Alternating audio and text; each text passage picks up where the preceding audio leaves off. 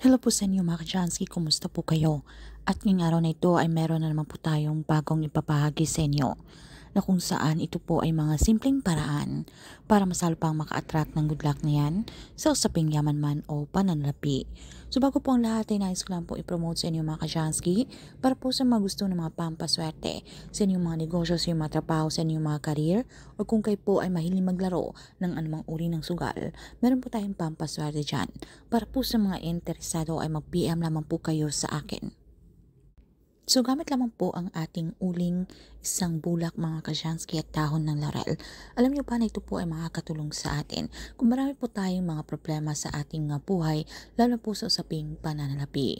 Lalo po kung kayo po ay hindi na po alam kung saan niyo po kukunin, kung meron po kayong mga pagkakautang at hindi na po kayo pinapautang dahil wala na po kayong pinambabayad, kayo po ay nawala ng trabaho.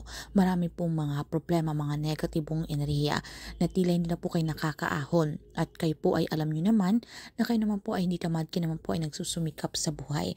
Pero bakit tila sunod-sunod po ang mga kamalasan na dumarating po sa atin? So hindi po natin alam mga ka-Jansky, baka meron pong mga inggit sa paligid, mga evil eye na yan, mga kamalasan na syempre araw-araw po tayong umaalis sa ating pamamahay kahit sino-sino po yung ating mga nakakasalamuha. So yung mga negatibong enerhiya ng ibang tao ay baka po nalipat sa inyo. Okay? So pwede po natin gawin ang ritual na ito, lalo po kung malakas po ang inyong paniniwala.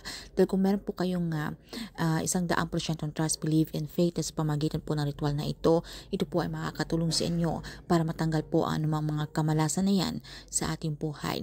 Plus gawin niyo po ito dahil kung ito po ay nag-work sa iba, malay din po ninyo ito po ay mag-work sa inyo. So, gawin niyo lamang po ito sa umaga between 6 to 8 a.m. So, napakasimple lamang po ang ating gagawin. So, dito po sa ating isang uling, okay, kahit na maliit lamang po ng portion. And then, ito po yung ating bulak, okay, ilagay niyo lamang po ito sa ating pulang tela. Then ito po ating dahon ng laurel. Ito po ay malakas mag-attract ng swerte. Dahil alam niyo ba na ang laurel, ibig sabihin po nito sa Latin ay laura. Ito po ibig sabihin ay tagumpay o success. So pwede po natin isulat yung ating napakamabisang orasyon na ibig sabihin sa Latin ay agarang swerte sa usaping pananalapi at mataboy po nito ang mga kamalasan mga ka-Jansky. So ito naman po ating bulak. Ang ibig po sabihin nito ay magkakaroon ng kagaanan ng takbo ng ating pamumuhay. At itong uling ay magsisilbing proteksyon po sa atin sa mga negatibong enerhiya, sa mga evil eye na yan, sa mga hadlang o sa maaari po mga blockages na kung saan marami po mga delay o nakahang po yung ating mga swerte. So, ilagay nyo lamang po yan lahat sa isang pulang tela or kung may po kayong mga red pouch. And then, iputo lamang po inyong dasalan. Ilapat nyo po ito malapit sa inyong mabibig na inyo pong binubulungan. Kung kayo po ay Katoliko, pwede nyo po itong dasalan ng isang ama namin at isang sumasampalataya ako. Pero kung iba naman po ang inyong reliyon, pwede na po yung mga personal dasal. Basta ang importante naman dito mga ka-Jansky, tayo po ay sincere, tayo po ay taos puso kapag tayo po ay nakikipag-communicate kay universe. And then sabitin nyo na po ang inyong mga intensyon. Lahat po ng inyong mga intensyon, ng inyong mga kahilingan, huwag nyo pong limitahan ang inyong mga sarili. Then kayo po ay maging positibo. I-claim, i-affirm nyo na po agad sa inyong mga sarili ang mga swerteng darating na ito. Sabitin nyo lamang po yung ating mantra. Thank you, universe. Now I'm ready to receive the blessings.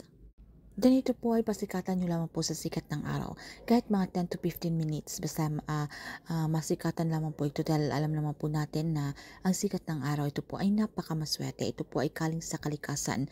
Ito po ay nagbibigay sa atin ng liwanag at sumisimbolo po ito ng pag-asa para masalo pang ma-activate ang energy nito. Then ito po ay inyo lamang po ilagay sa inyong mga pouch, sa inyong mga bulsa.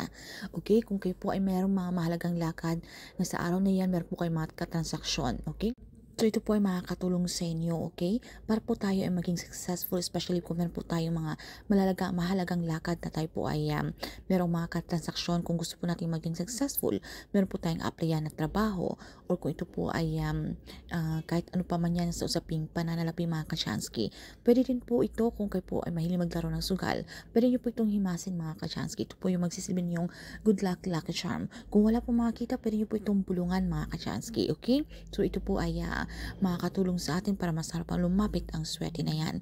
At kapag naman po nangyari ang isa sa inyong mga kahilingan, pwede nyo na po itong i-dispose mga kasyansky. Okay? Itapon nyo lang po ito sa ilagay sa isang plastic at ilagay nyo po ito sa basurahan sa labas ng inyong pamamahay. At kung meron pa kayong muling gustong i-manifest o meron po kayong isa pang mga kahilingan, pwede po kayong gumawa ng panibago. Basta tandaan lamang po natin mga kasyansky, kung alam nyo po na deserve nyo po ang bagay na inyong hinihiling. So tila kailap lamang po ng swerte. So gawin nyo po ito agad. At sabayin pa rin po natin ito ng pagsusumikap, mga aksyon, mga pagpaplanong gagawin. Huwag po tayong tumigil at huwag po tayong maging tamad at umasa na lamang po sa pampaswerte. Dahil tayo po ay magre-rely na lamang po dito. Hindi po ito ganon. Ito po ay isang gabayo inspirasyon lamang para mas talapang lumapit ang swerte na yan. So kinakailangan makita pa rin universe na tayo po ay karapat-dapat na yan. Dito po ritual na ito ay ginagawa po natin dahil pinaparating po natin kay universe na tayo po ay ready nang makareceive ng blessings na yan dahil deserve po natin yan. So, ayun lang po ng mga kasyansky. Kung meron po kayong mga katanungan o hindi masyadong klaro sa topic na ito, ay pag-comment na lamang po sa ibaba. So, yun lang po and see you again or next one.